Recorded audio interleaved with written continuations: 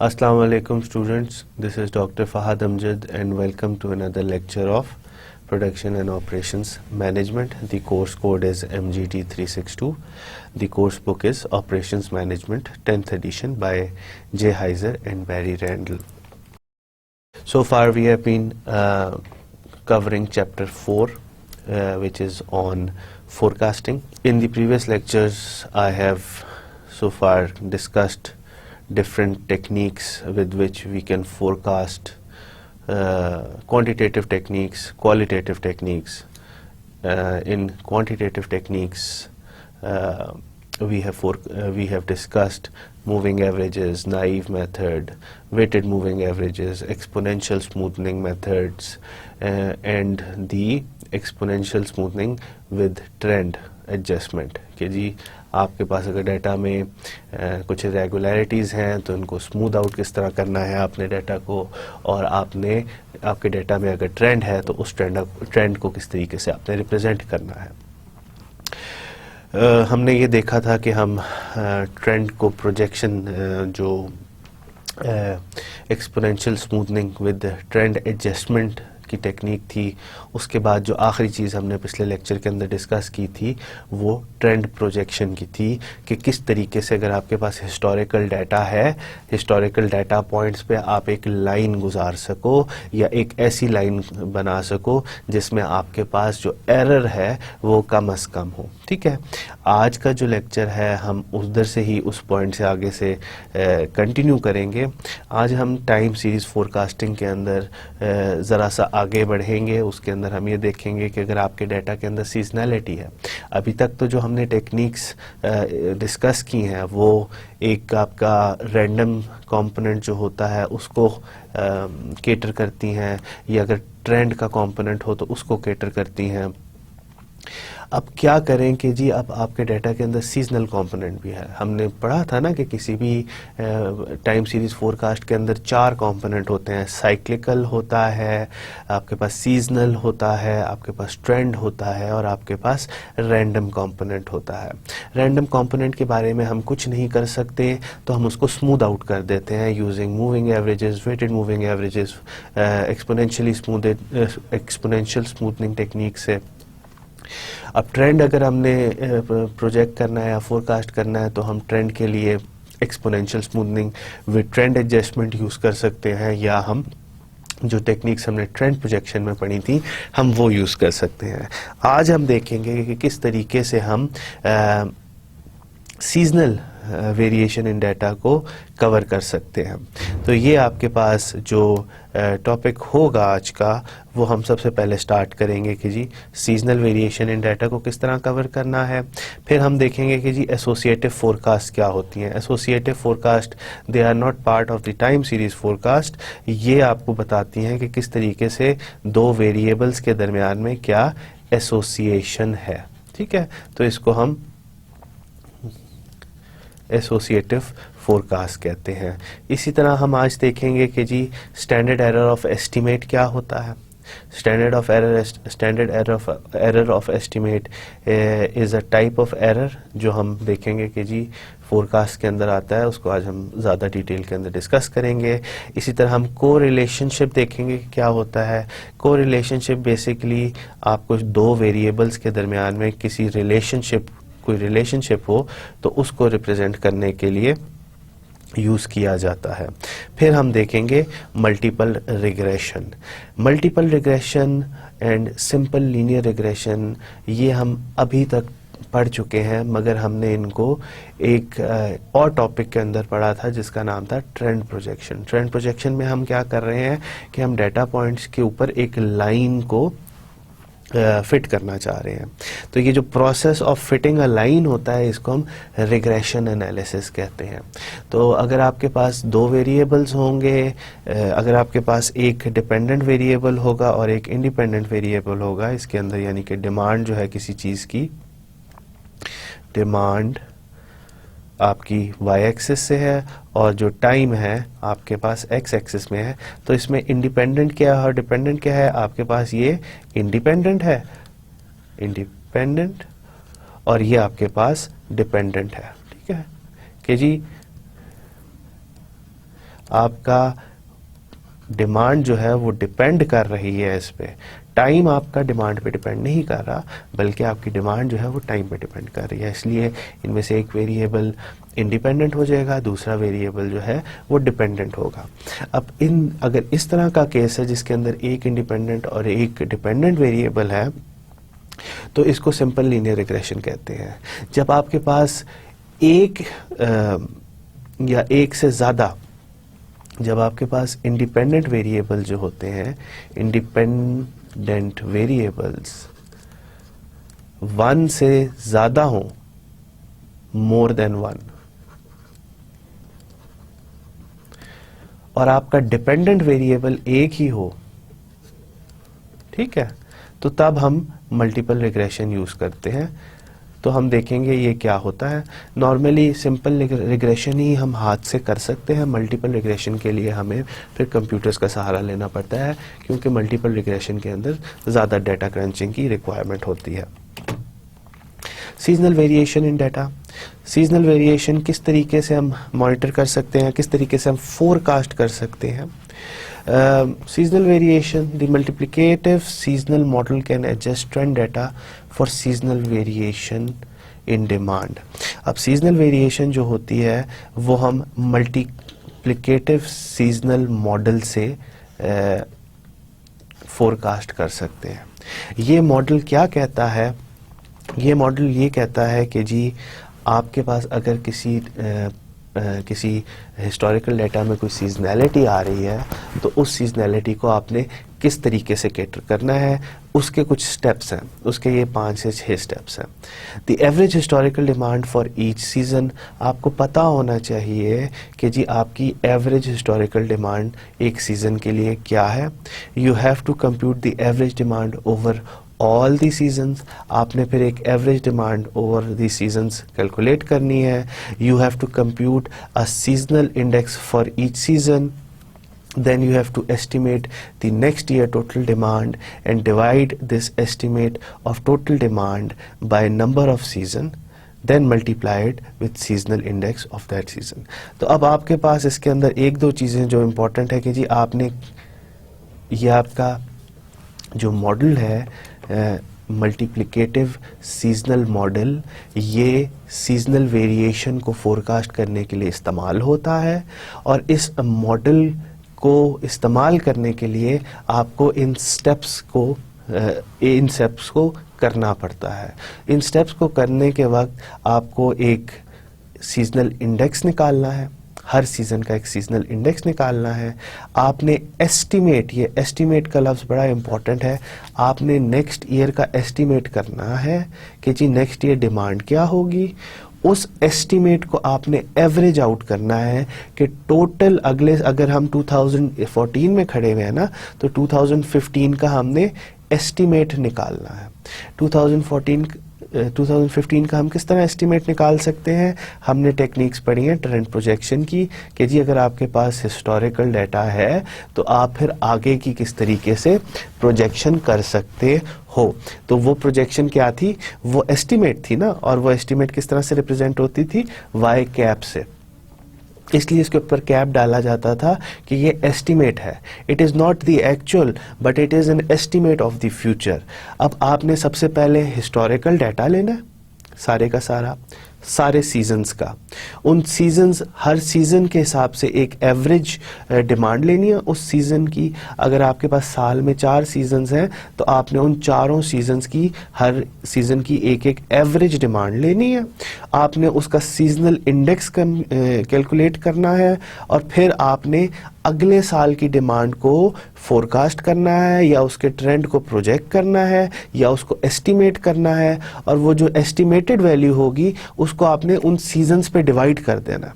जितनी भी डिमांड होगी ना, उस सारे को सीजन्स पे डिवाइड। अगर आप कहते हो कि जी साल में 1500 चीज़ों की रिक्वायरमेंट होगी और 4 सीजन है, तो आपने 1500 को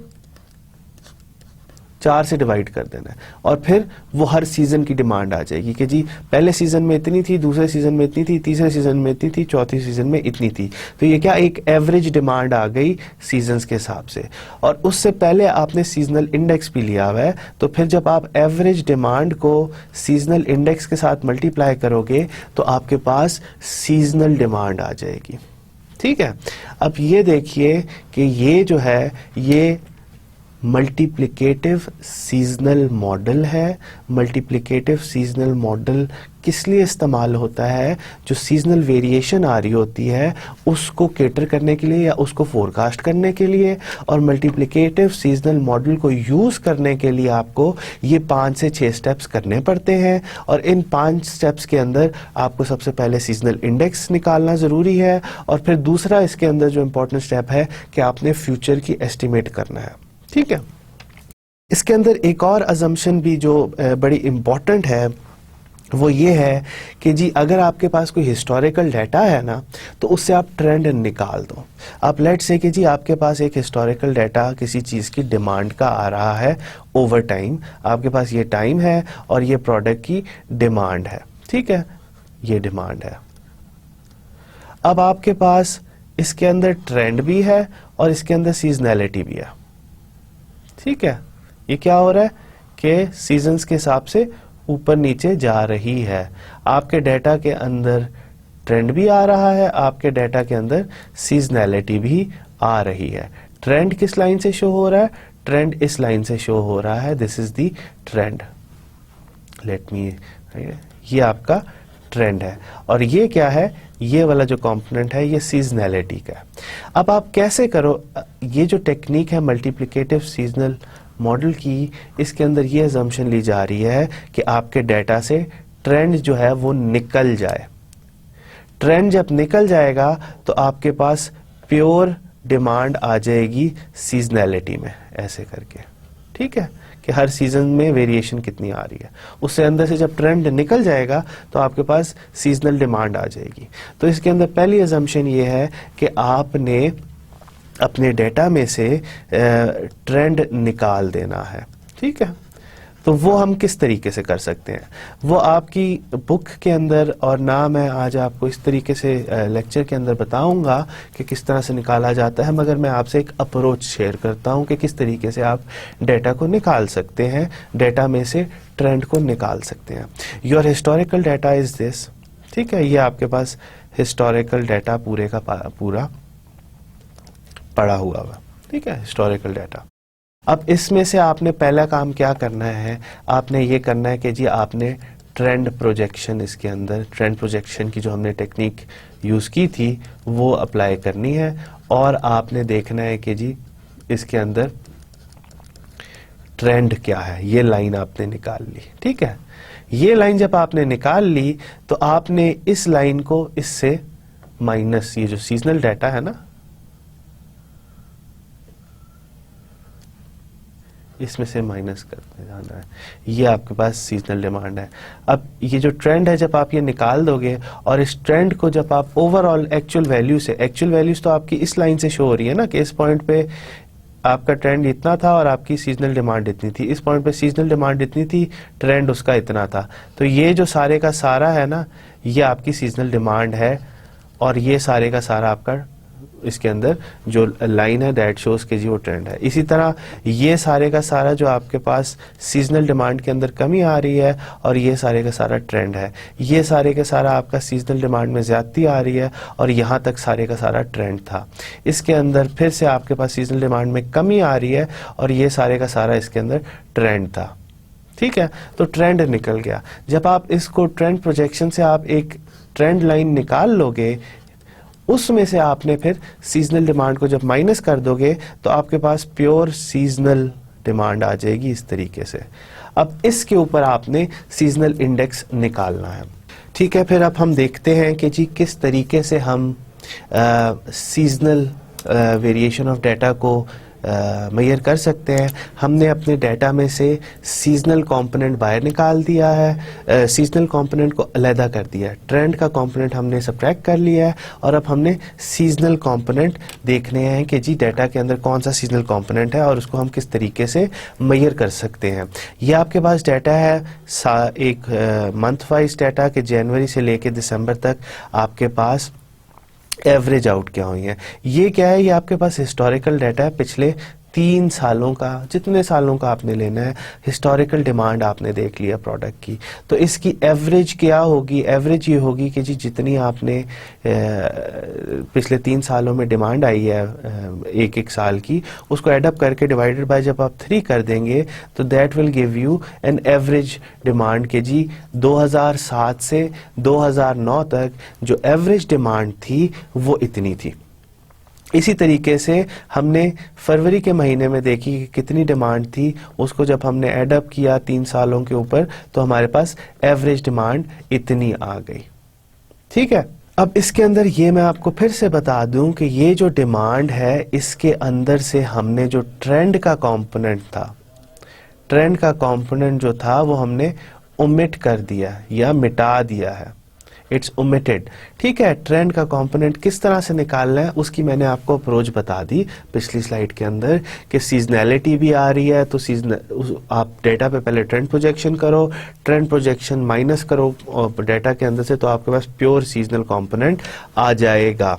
ठीक है, तो अब आपने क्या किया कि आपने प्योर डिमांड में से एवरेज आउट किया और आपके पास 3 सालों की एक एवरेज वैल्यू आ गई डिमांड की। अब इसको जब आप एडअप इन सारों को एग्जैक्टली निकालोगे इसी प्रोसीजर से जो हमने इधर फॉलो किया है, तो आप बाकी सारे का जब आप एडअप करते हो तो इट्स अबाउट 1128 यानी कि 1128 जो it is the total average annual demand.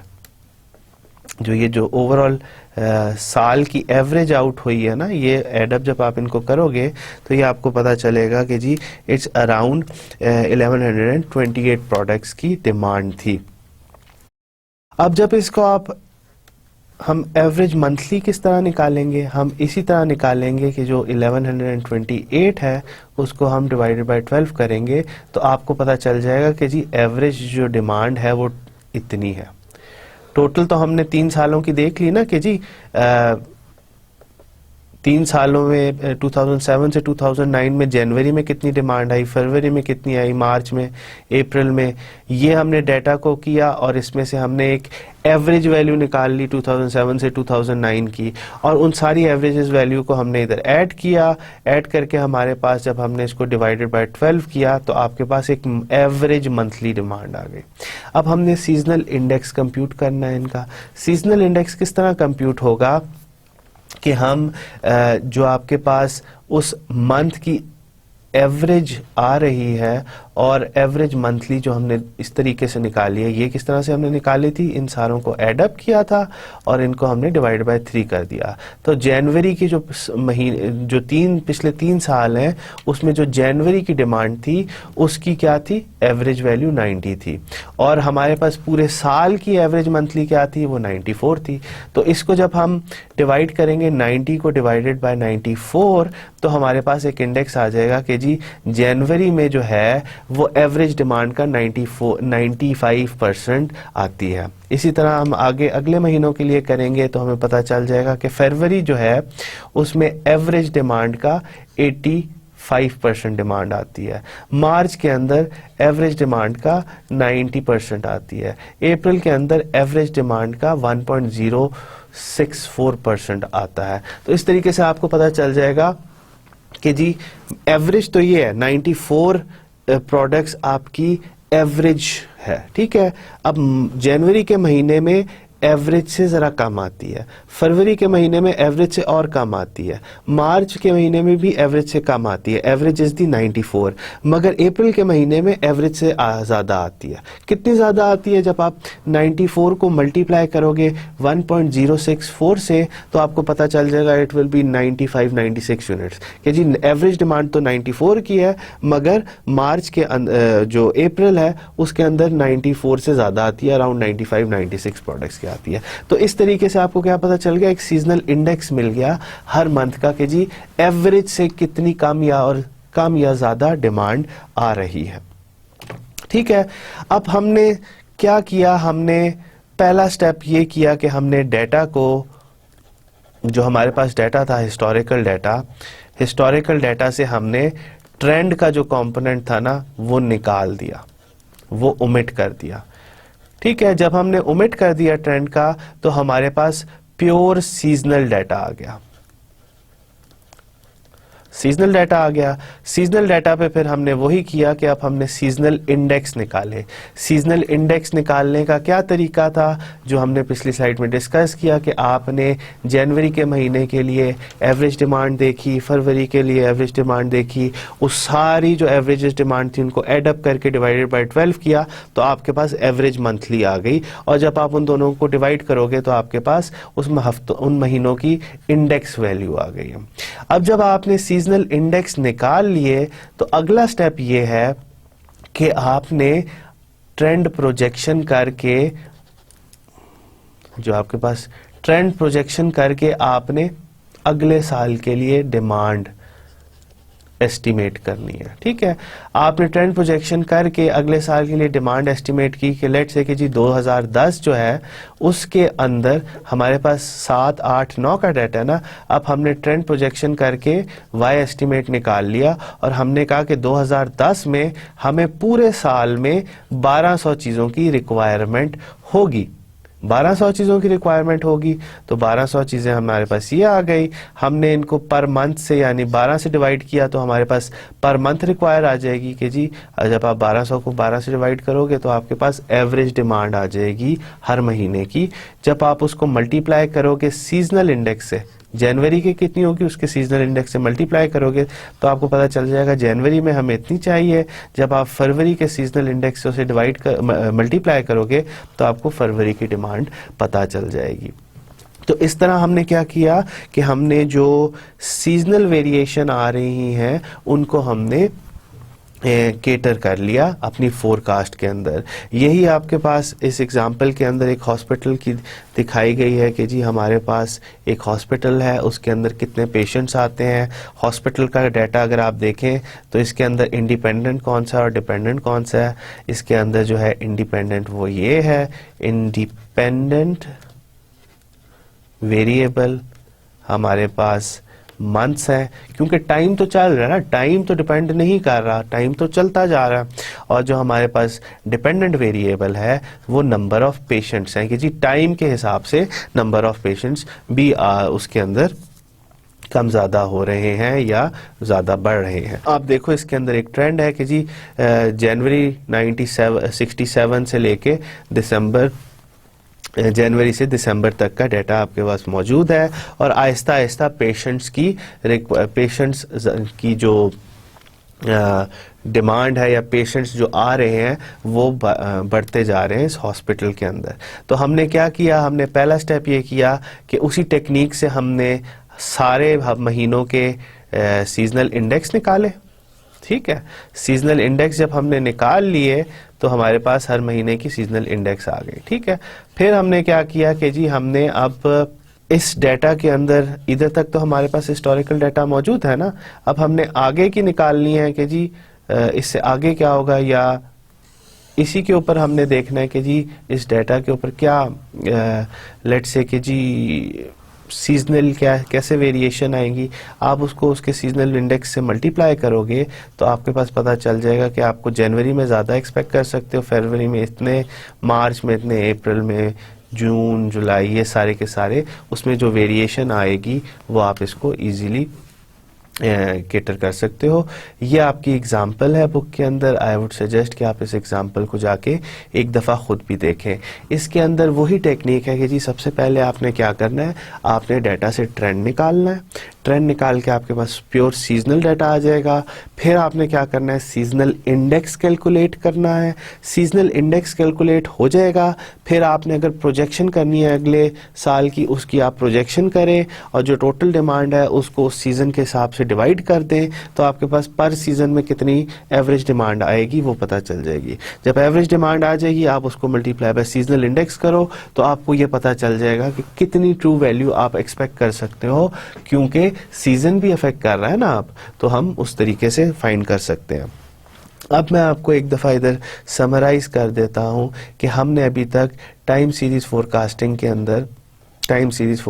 अंदर कौन कौन सी टेक्निक्स पढ़ी हैं। मूविंग एवरेजेस हम पढ़ चुके हैं, हम वेटेड मूविंग एवरेज पढ़ चुके हैं, और इसके साथ हमने एक्सपोनेंशियल स्मूथनिंग पढ़ ली है। Exponential smoothing with trend adjustment हमने पढ़ ली है, हमने ट्रेंड प्रोजेक्शन पढ़ ली है, और हमने सीजनल वेरिएशंस पढ़ ली हैं। ठीक है, इससे हमारे पास क्या क्या चीज़ें कवर होती हैं। पहली चीज़, हमारे पास डाटा के अंदर जो इरेगुलरिटीज़ हैं, इरेगुलरिटीज़, ठीक है, वो हमने किस तरह से आयरन आउट करनी है या स्मूथ करनी है, वो हमने देख लिया कि किन टेक्निक से होता है।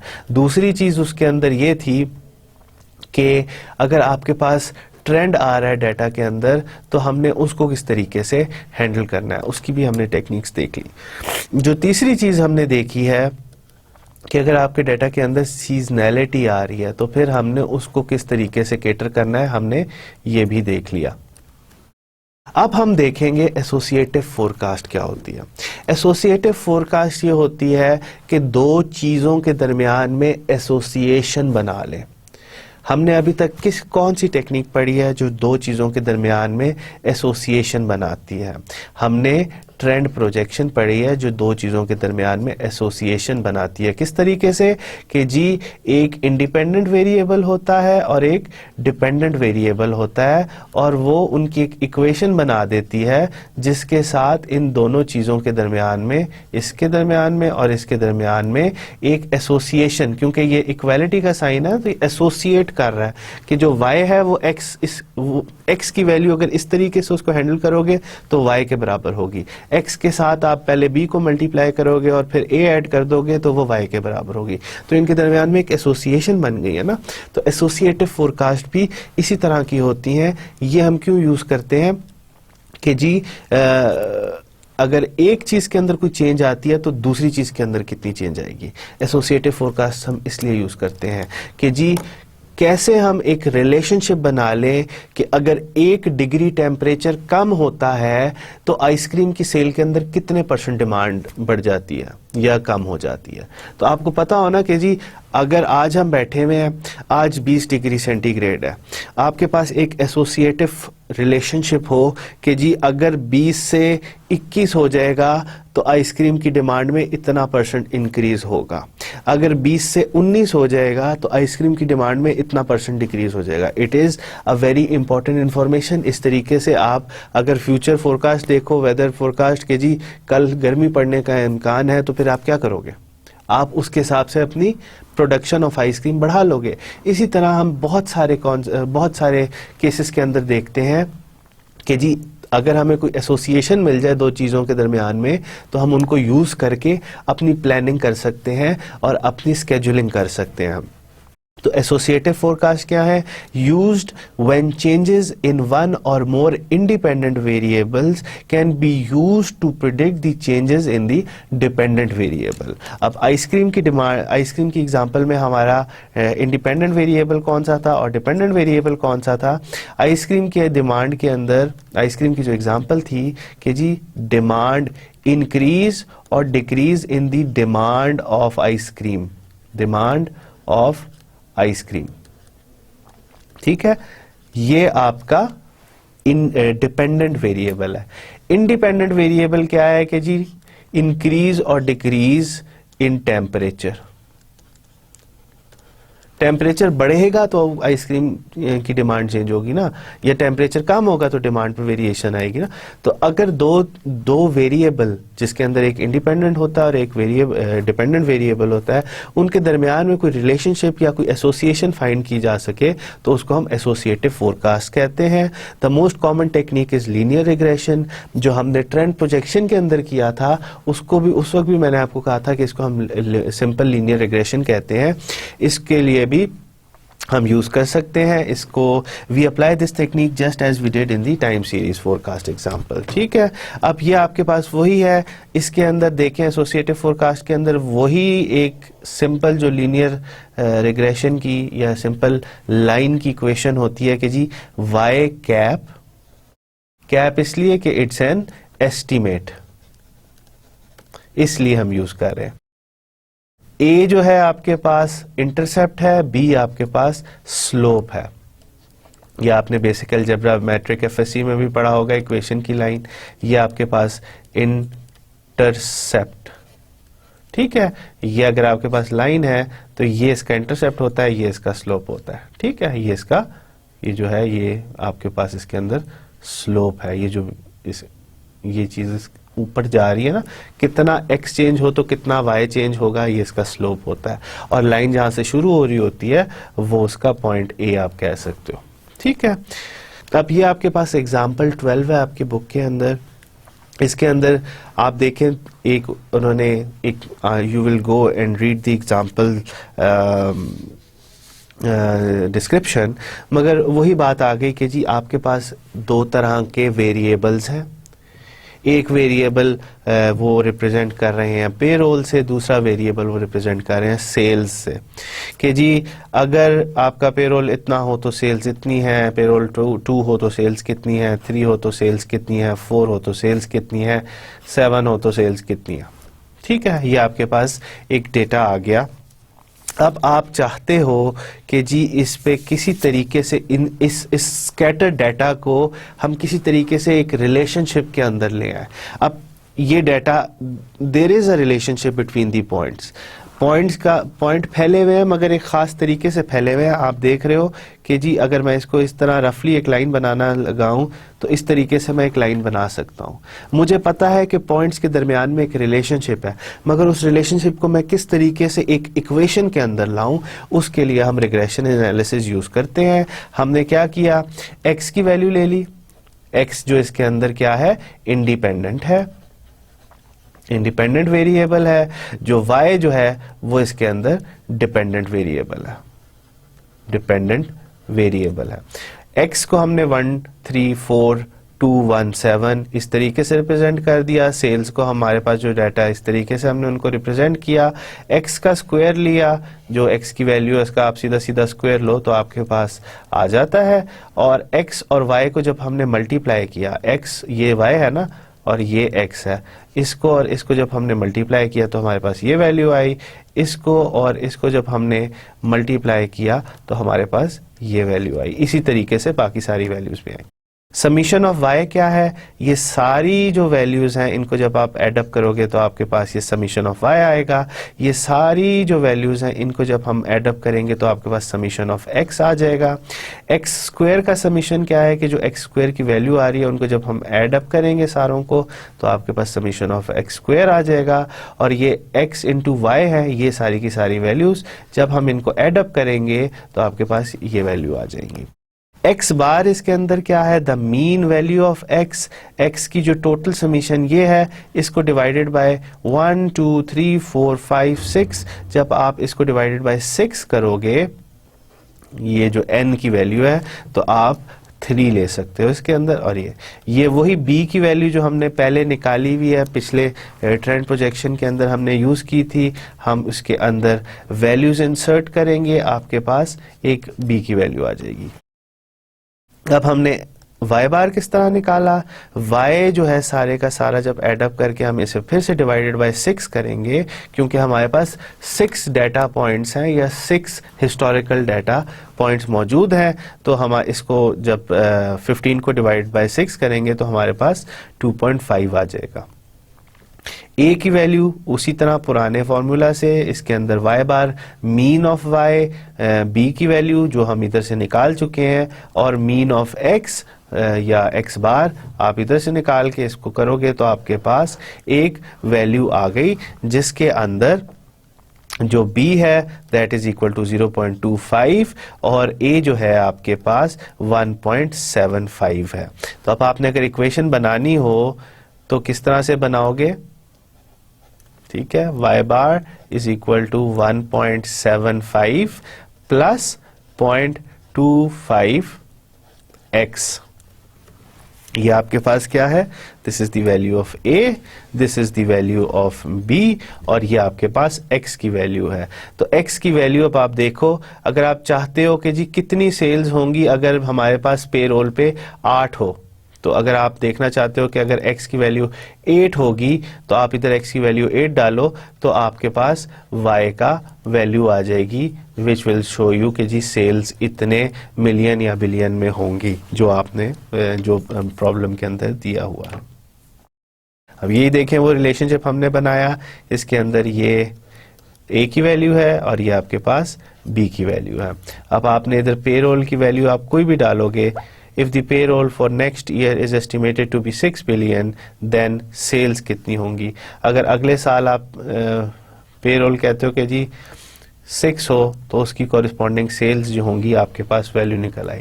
अब इस रिलेशनशिप से आपके पास क्या हुआ, दो वेरिएबल्स के दरमियान में जिसमें से एक x है और एक y है, यानी कि सेल्स क्या है और पेरोल क्या है, ये दो वेरिएबल्स हैं ना, दोनों वेरिएबल्स हैं। तो इन वेरिएबल्स के दरमियान में क्या निकल आया, एक एसोसिएशन निकल आई। वो एसोसिएशन इस इक्वेशन से या इस इक्वेशन से रिप्रेजेंट होती है। तो अब अगर आप एक के अंदर चेंज देखना, अगर आप एक चीज को चेंज करोगे तो दूसरी की कॉरिस्पॉन्डिंग चेंज आपको पता चल जाएगी। इसको कहते हैं एसोसिएटिव फोरकास्टिंग। ठीक है, आप देखें हम सिक्स्थ देखा है कि जी अगर हम इसके अंदर x की वैल्यू 6 डालें तो सेल्स में क्या फर्क होगा, सेल्स में इतना फर्क होगा। क्यों होगा, क्योंकि सेल्स जो आपके पास मिलियंस में दिया हुआ है, इसलिए वैल्यू आपके पास मिलियंस में आ रही है। अच्छा, अब जो इम्पोर्टेंट चीज़ कि जी हम अभी तक y बार यूज़ कर रहे हैं, तो y बार का मतलब क्या होता है, बल्कि y cap, we are using y cap which is the estimate. ठीक है, इसका एस्टिमेट हम अभी तक इसको क्यों कह रहे हैं, हम इसको सीधा सीधा क्यों नहीं कहते कि दिस इज द फोरकास्ट, हम इसको बार बार एस्टिमेट क्यों कहते हैं। Estimate, this is the point या this is the slide which will tell you कि जी ये एस्टिमेट हम इसको क्यों कहते हैं। Standard error of estimate, a forecast is just a point estimate of the future values, this point is actually the mean of probability distribution. अब आपने देखें हमने क्या किया पिछली स्लाइड के अंदर, हमने जब x की वैल्यू पे 6 डाला तो हमारे पास क्या आ गई, एक y बार की वैल्यू आ गई या y कैप की वैल्यू आ गई, I am sorry y cap की वैल्यू आ गई। ये पॉइंट एस्टिमेट है, यानी कि एक एग्जैक्ट पॉइंट का एस्टिमेट आपको पता चल रहा है, मगर जरूरी नहीं है कि जी एग्जैक्टली वही आए, वही पॉइंट, क्योंकि ये सिर्फ एस्टिमेट कर रहा है। क्योंकि आप देखो पहले तो ये जो लाइन गुजर रही है इन पॉइंट से तो नहीं गुजर रही ना, इस लाइन को जब हमने गुजारा है तो हमारी कोशिश हुई है कि जो स्क्वायर्ड एरर है वो कम से कम हो, तो हमने एक लाइन दरमियाना रास्ता निकाल लिया। तो अब इसके अंदर भी ये बात है कि जी जो आपका पॉइंट एस्टिमेट तो हमारे पास एग्जैक्टली निकल आया है और वो अबाउट 3.25 की वैल्यू आ रही है, मगर जरूरी नहीं है कि वो पॉइंट इधर ही हो। जिस तरह दूसरे पॉइंट भी सेपरेट हुए हैं, एक्चुअल डाटा भी सेपरेट हो सकता है लाइन से, और एक्चुअल डाटा का जो डिस्पर्शन या उसका जो फैलाव है वो नॉर्मल डिस्ट्रीब्यूशन को फॉलो करता है। आपको पता है ना, नॉर्मल डिस्ट्रीब्यूशन के अंदर 3 स्टैंडर्ड डेविएशन होती हैं, एक standard deviation from the mean, second deviation from the mean and third standard deviation from the mean. तो स्टैंडर्ड नॉर्मल डिस्ट्रीब्यूशन की 3 डेविएशन के अंदर आपका 99.6 या 99.8% डाटा कवर हो जाता है। तो फर्स्ट स्टैंडर्ड डेविएशन अगर हम इन 2 पॉइंट्स को देखें तो देयर इज अबाउट 66 या 68% चांसेस हैं कि जी आपका पॉइंट होगा। अगर हम 2 स्टैंडर्ड डेविएशन को देखें तो देयर इज अबाउट 95% चांसेस हैं कि जी आपकी जो एक्चुअल वैल्यू होगी इन 2 स्टैंडर्ड डेविएशन के दरमियान में आएगी। और अगर हम 3 स्टैंडर्ड डेविएशन को देखते हैं तो देयर इज अबाउट 99.6% चांसेस कि जो आपकी एक्चुअल वैल्यू है वो इन स्टैंडर्ड डेविएशन के अंदर ही आएगी। अब हमें ये पता चल जाए कि ये स्टैंडर्ड डेविएशंस की लिमिट क्या है तो हमारे लिए काम आसान हो जाएगा। हमें पता है कि जी पॉइंट एस्टिमेट तो ये है, मगर इतने चांसेस हैं कि जी इन दो डेविएशंस के दरमियान में फर्स्ट स्टैंडर्ड डेविएशन के अंदर आए, या इन दो के दरमियान में आए, या इन दो के दरमियान। आपको विंडो पता चल जाती है कि जी इस विंडो के अंदर देयर इज अबाउट 68% चांसेस, इस विंडो के दरमियान में देयर इज अबाउट 95% चांस, और इस विंडो के दरमियान में देयर इज अबाउट 99.6 या 99.8% चांस है कि जी आपकी वैल्यू इसके अंदर ही होगी, इससे ज्यादा नहीं हो सकती। तो वो विंडो पता चल जाएगी तो आपको प्लस माइनस वैल्यू पता चल जाएगी कि जी 3.25 तो मीन वैल्यू है, 3.5 भी हो सकती है या 3.1 भी हो सकती है, तो मैक्सिमम और मिनिमम भी पता चल जाएंगे आपको। ठीक है, स्टैंडर्ड एरर ऑफ एस्टीमेट फिर हम किस तरीके से फाइंड करते हैं? Standard error of estimate find करने के लिए एक फॉर्मूला है। स्टैंडर्ड एरर ऑफ एस्टीमेट से हमें क्या पता चल जाएगा? हमें उस विंडो का पता चल जाएगा। एक तो हमने अभी तक एसोसिएटिव फोरकास्टिंग में क्या कर लिया, हमने एक पॉइंट एस्टीमेट निकाल लिया। पॉइंट एस्टीमेट को हमने वाई कैप से रिप्रेजेंट कर दिया कि जी अगर एक्स की वैल्यू ये रखोगे तो वाई कैप की वैल्यू ये आएगी। ठीक है, अब हम चाहते हैं कि जी हमें ये भी पता चल जाए कि विंडो कितनी है, मैक्सिमम और मिनिमम की विंडो भी पता चल जाए कि जी मीन वैल्यू तो हमें पता चल गई है, मीन वैल्यू जो है वो वाई कैप से रिप्रेजेंट हो रही है, मगर इसकी मैक्सिमम कहां तक जाएगी, मिनिमम कहां जाएगी? अगर ये 3.25 यहां शो कर रही है तो मैक्सिमम लेट्स से कि जी 3.5 होगी या और मिनिमम 3.1 होगी। तो हमें ये पता होना चाहिए कि विंडो कितनी है, कितना इसके अंदर चेंज आ सकती है। अगर विंडो पता चल जाएगी तो आप अच्छे तरीके से प्लान कर सकते हो कि जी ये भी हो सकता है, ये भी हो सकता है, तो मुझे कितने पैसों की जरूरत है। तो वो जो विंडो होती है वो हम स्टैंडर्ड एरर ऑफ एस्टीमेट से फाइंड करते हैं। इसका फॉर्मूला एक ही है, ये पहला फॉर्मूला है जो जरा सिंपल है लिखने में। आपके पास वाई की क्या वैल्यू है, आपके पास वाई सी की क्या वैल्यू है, which is the computed value. Computed value क्या है, ये आपने लाइन से निकाली है ना, तो आपके पास जो लाइन की value a plus B X से निकल रही है ना, तो ये कंप्यूटेड वैल्यू है। ये आपके पास एक्चुअल डाटा पॉइंट्स की वैल्यू थी, ये आपने एक लाइन बना ली, ये एक्चुअल डाटा की y की वैल्यू और ये लाइन की जो आपने निकाली है। इसी तरह ये आप कहते हो कि ये y होगा और ये जो लाइन पे पता चल रहा है ये yc होगा। ठीक है, तो ये कंप्यूटेड वैल्यू है। और जितने आपके पास डाटा पॉइंट्स हैं, जितने आपके पास डाटा होंगे, लेट्स से कि जी इस केस के अंदर हमारे पास 1 2 3 4 5 6 है, तो इस केस के अंदर n की वैल्यू आपके पास 6 होगी। अगर आपके पास ज़्यादा हिस्टोरिकल डाटा पॉइंट्स हैं तो जितने डाटा पॉइंट्स होंगे उतना ही वैल्यू n होगी। इसका ज़रा रिलेटिवली सिंपल जो स्टैंडर्ड एरर ऑफ एस्टीमेट है उसका रिलेटिवली सिंपल या इजीली कंप्यूटेबल, वो दूसरा वाला तो ज़रा लिखने में आसान था वो फॉर्मूला, मगर ये वाला जो फॉर्मूला है it is relatively easy to compute. ठीक है, ये किस तरीके से फाइंड किया जाएगा, लेट्स सी। इसके अंदर भी ये आपको स्टैंडर्ड एरर ऑफ एस्टीमेट ही बता रहा है। इस स्लाइड के अंदर भी जो फॉर्मूला है वो भी स्टैंडर्ड एरर ऑफ एस्टीमेट का ही फॉर्मूला है, और इस स्लाइड के अंदर भी वही स्टैंडर्ड एरर ऑफ एस्टीमेट का ही फॉर्मूला है। दे आर इक्वल, दोनों फार्मूलाज में कोई फर्क नहीं है, रिटन फॉर्म में जरा फर्क है। ये वाला जो फॉर्मूला है इट इज इजीली कंप्यूटेबल। इसके अंदर आप देखें कुछ ऐसी टर्म्स हैं जो हम पहले यूज कर चुके हैं रिग्रेशन एनालिसिस के अंदर, हमें इन चीज़ों का पता है, हम रिग्रेशन एनालिसिस में इन चीज़ों को निकाल चुके हैं, तो हम इस जगह पे आराम से निकाल लेंगे। ये वही आपके पास जो हमने रिग्रेशन एनालिसिस किया था या एसोसिएटिव फोरकास्टिंग की थी, linear regression analysis, simple linear regression analysis. आपके पास x y की वैल्यू जो सेल जो ये क्या था, डिपेंडेंट वेरिएबल था, आपके पास एक इंडिपेंडेंट वेरिएबल था, इंडिपेंडेंट वेरिएबल था। आपने समीशन ऑफ y निकाला, समीशन ऑफ x निकाला, x स्क्वायर लिया तो उसका समीशन ले लिया, x और y का मल्टीपल जब आपने लिया, x इंटू वाई का जब आपने मल्टीपल लिया तो उसकी एक वैल्यू आ गई। इसी तरह आपने जब इनका मल्टीपल लिया तो ये वैल्यू आई, इन दोनों का मल्टीपल लिया तो ये वैल्यू आई। तो इस तरीके से आपने आखिर में जो समीशन कर ली एक्स वाई की वो यहाँ आ गई, एक्स बार आपने निकाला, 6 पॉइंट्स आपके पास मौजूद थे, समीशन ऑफ एक्स को डिवाइड बाय 6 किया तो आपके पास मीन वैल्यू ऑफ एक्स आ गई, वाई बार निकाला, मीन वैल्यू ऑफ वाई आ गई, समीशन ऑफ वाई को जब आपने 6 डाटा पॉइंट से डिवाइड किया तो आपके पास वाई बार आ गई, आपने इनको बी की फॉर्मूला में डाला, आपके पास बी की वैल्यू आ गई, आपके पास ए की वैल्यू आ गई जो यहाँ हमारे पास मौजूद थी। तो अब हमने इसके अंदर क्या किया, हमने इस फॉर्मूला के अंदर वहाँ से वैल्यूज़ ली। आपको पता है कि जी समीशन ऑफ वाई स्क्वायर जो था दैट वाज 39.5। आपको पता है कि जी ए की वैल्यू क्या थी, ए की वैल्यू 1.75 थी, समीशन ऑफ वाई की क्या वैल्यू थी, that was about, I think it was about 15, yes it is 15। B की क्या वैल्यू है, B was about 0.25, summation of X Y की क्या वैल्यू थी, वो 51.5 आपके पास आ रही थी।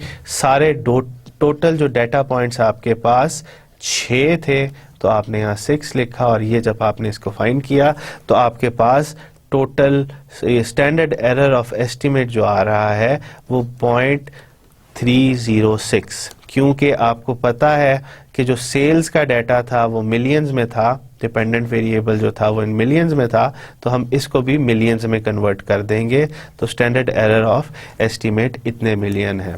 अब ये देखें इससे क्या पता चलता है, आपके पास पॉइंट एस्टिमेट तो आ गया कि जी 3.25 मिलियन आपको सेल्स के अंदर रेवेन्यूज मिलेंगे, मगर इससे प्लस माइनस 0.306 मिलियन हो सकते हैं। ठीक है, आपने फोरकास्ट तो कर दी इसकी 3.25 की, मगर plus minus 3.25 plus minus 0.306 million, ये आपके पास वो विंडो आ गई कि जी आपके पास इतनी मैक्सिमम या इतनी मिनिमम चाहिए होगी आपको। ठीक है, अब हम देखते हैं कि जी कोरिलेशन क्या होता है। Till so far we have covered what, we have covered techniques with which we can smooth out irregularities in the data, regularities in data। हमने टेक्निक्स पढ़ी हैं, averages, moving averages, weighted moving averages, exponential smoothening, जिससे हम data की irregularities को ख़त्म करते हैं या उनको स्मूथ आउट करते हैं। हमने टेक्निक्स पढ़ी जिसके अंदर हम ट्रेंड को प्रोजेक्ट करने की कोशिश करते हैं। इस केस के अंदर हमारे पास exponential smoothing with trend adjustment की हमने टेक्निक पढ़ी थी, हमने ट्रेंड प्रोजेक्शन की पढ़ी थी। ठीक है, फिर हमने देख लिया कि हम किस तरीके से फोरकास्ट के अंदर एरर को मैयर कर सकते हैं। उसके अंदर हमने क्या देखा था कि हमने मैड पढ़ा था, MSC पढ़ा था और हमने MAPE पढ़ लिया। इससे हमें क्या पता चल गया, इस एरर से हम अल्फा बीटा की वैल्यू को फाइन ट्यून कर सकते थे। हमें एक टेक्निक पता चल गई कि कौन सा अल्फा कौन सा बीटा रख सकते हैं। ठीक है, हमें ये पता चल गया कि किस तरीके से हम किसी फोरकास्टिंग टेक्निक का एरर जब मैयर करेंगे तो हमें आइडिया हो जाएगा कि इस तरीके से ये वाला अल्फा बेहतर है, ये वाला अल्फा बेहतर नहीं है।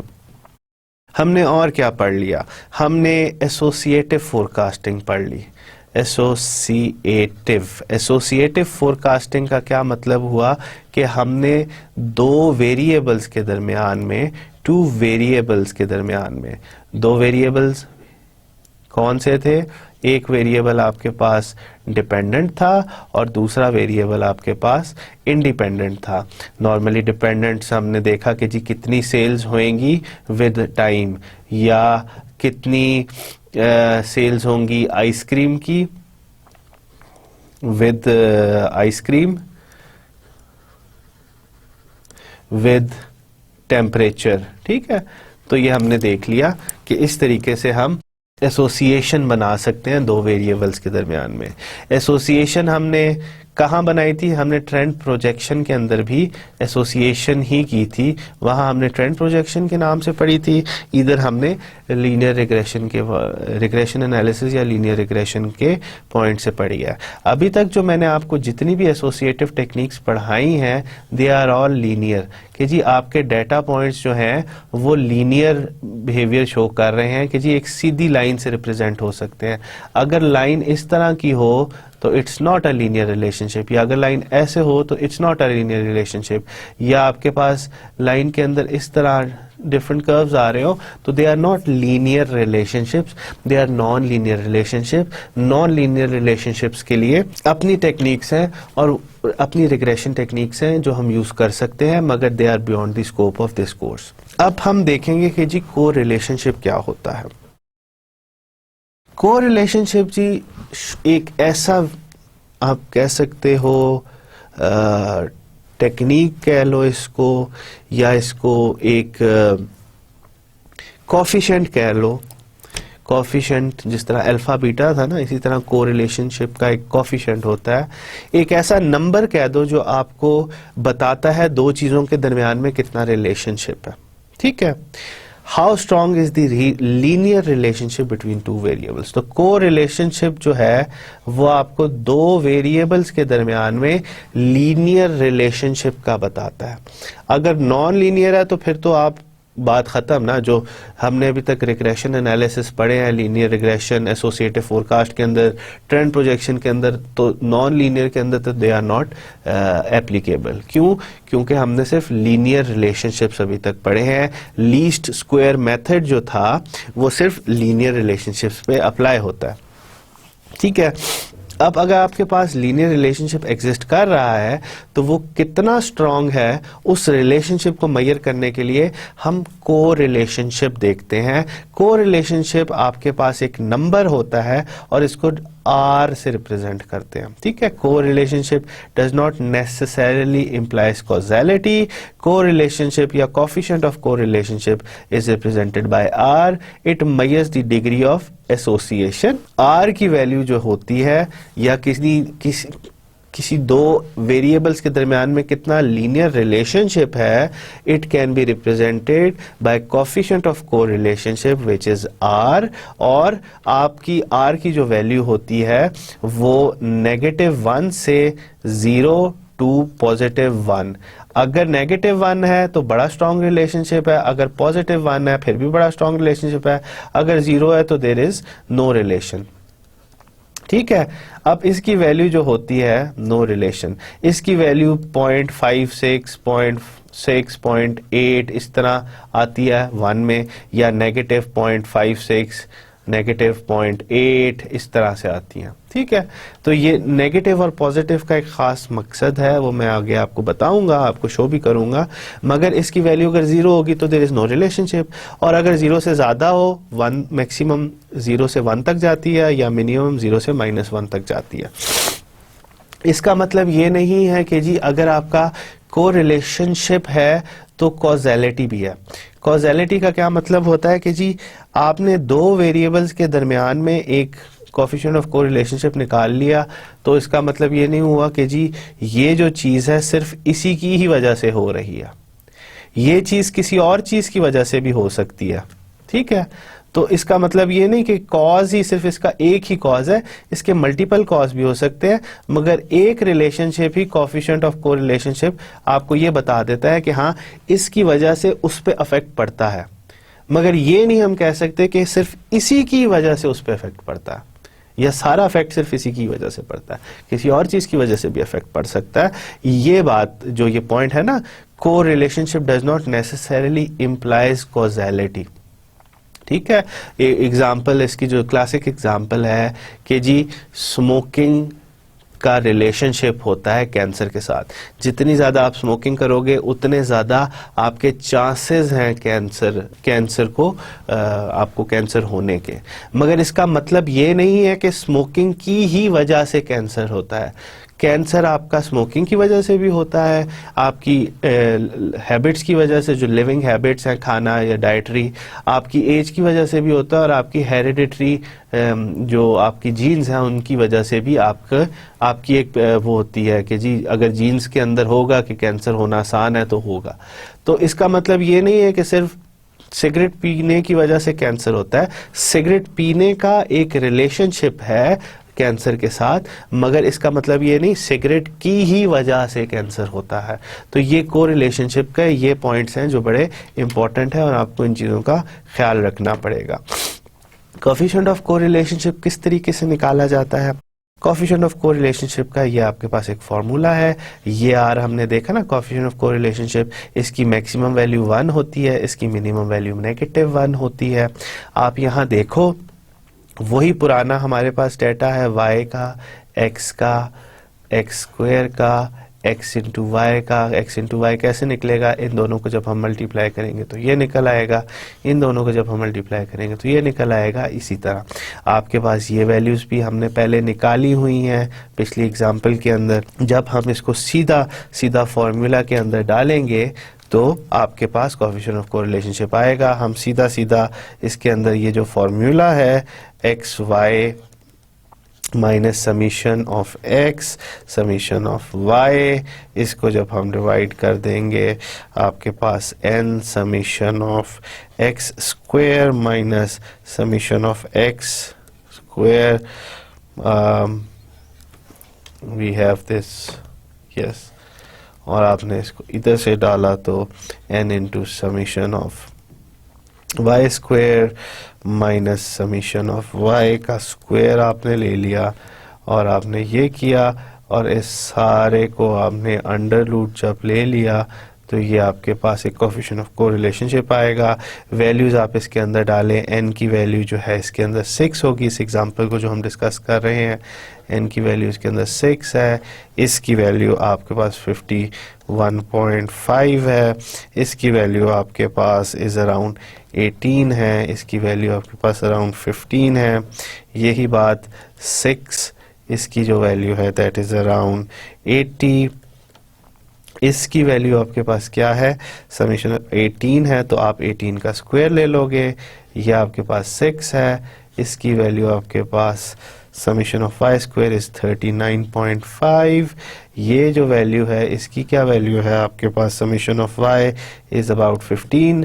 जब आप उसका स्क्वायर ले लोगे और जो आपके पास वैल्यू इसके अंदर जो आंसर आप इसके पास आएगा तो इसका जो आर की वैल्यू निकलेगी वो आपको इन दो रिलेशनशिप्स यानी कि सेल्स और पेरोल के दरमियान में एक को रिलेशनशिप आपको बता देगा कि जी इन दोनों के दरमियान में इतना रिलेशनशिप है। ठीक है, अब अगर आर की वैल्यूज, डिफरेंट आर की वैल्यूज किस तरीके से रिप्रेजेंट की जा सकती हैं?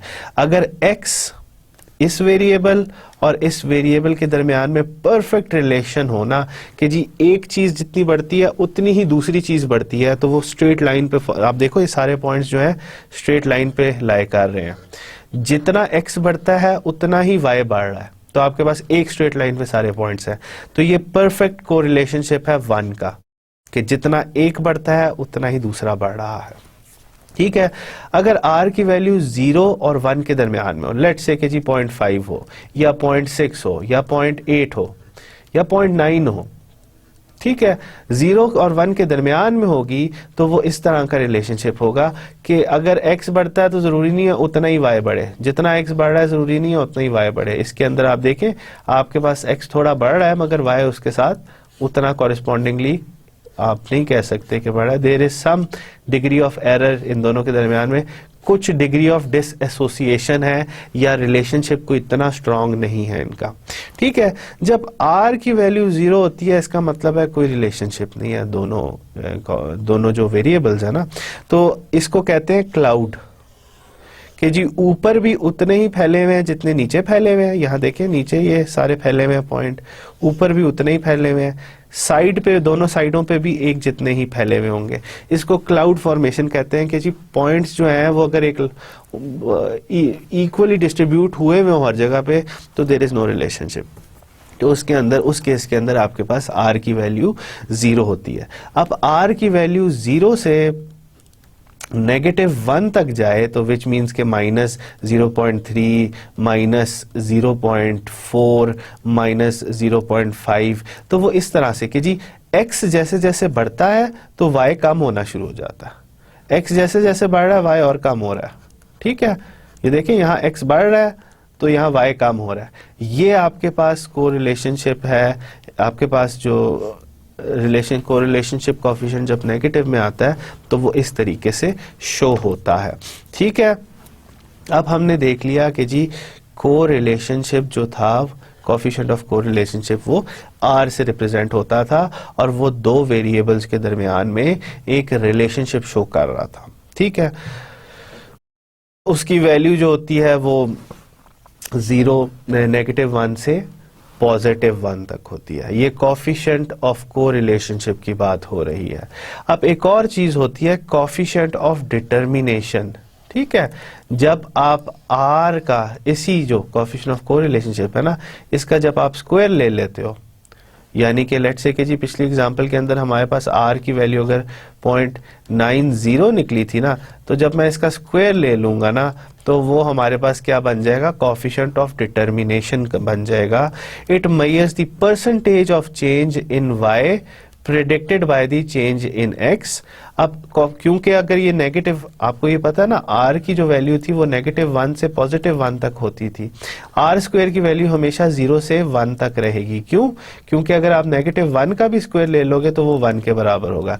वो -0.5 का स्क्वायर लोगे तो 0.05 वो पॉजिटिव में आ जाएगा। ठीक है, तो ये स्क्वायर होता है। तो इसके अंदर आप इसकी वैल्यू 0 to 1 के दरमियान होती है।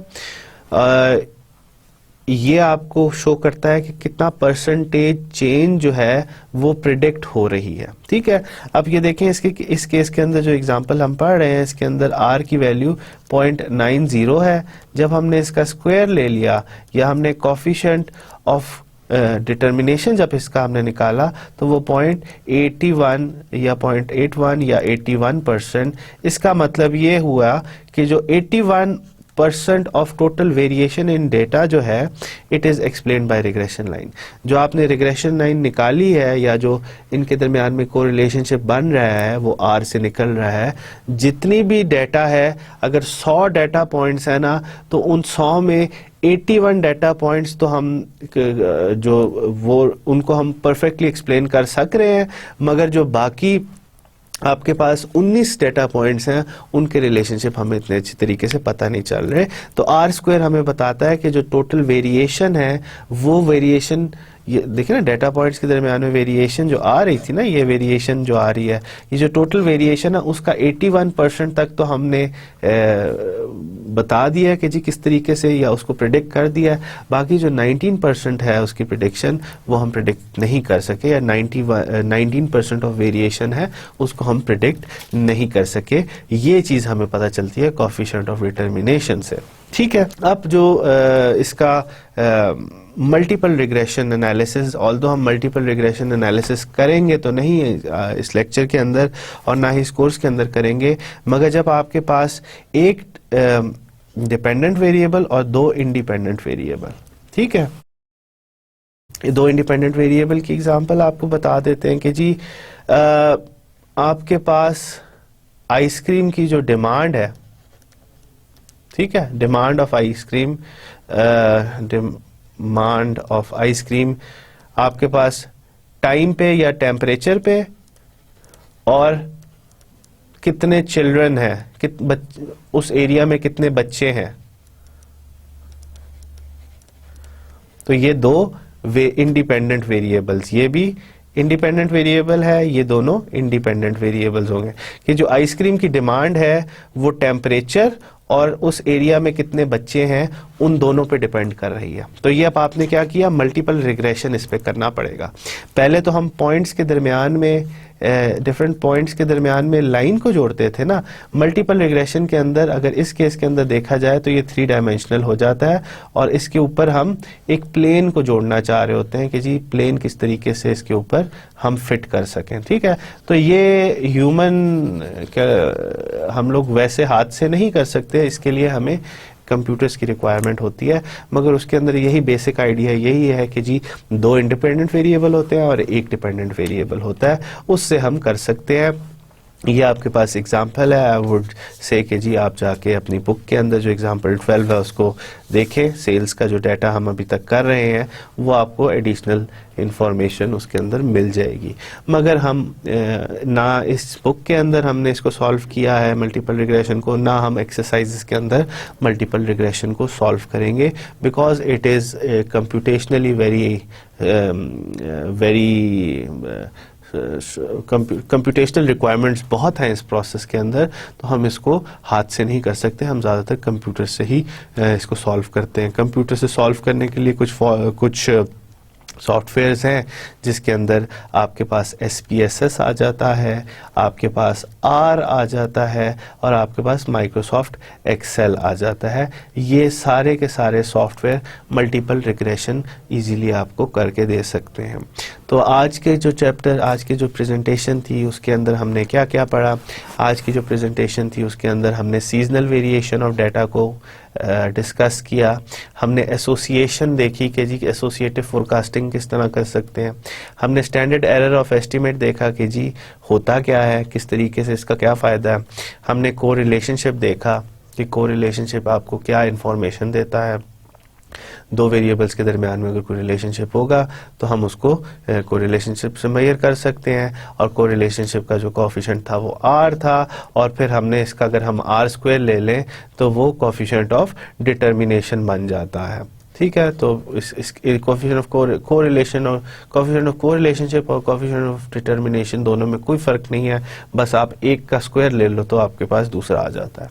और फिर हमने देखा कि जी मल्टीपल रिग्रेशन क्या होती है और किस तरीके से हम इसको यूज़ कर सकते हैं। अगर आपके पास ज़्यादा इंडिपेंडेंट वेरिएबल्स हों, 2 हों, 3 हों, 4 हों, जो आपकी मर्ज़ी, जितने ज़्यादा इंडिपेंडेंट वेरिएबल हों तो डिपेंडेंट वेरिएबल आप उससे फोरकास्ट कर सकते हो, प्रिडिक्ट कर सकते हो। Until next time, this concludes our today's presentation. Until next time, and this is Dr. Fahad Amjad. Assalamu alaikum.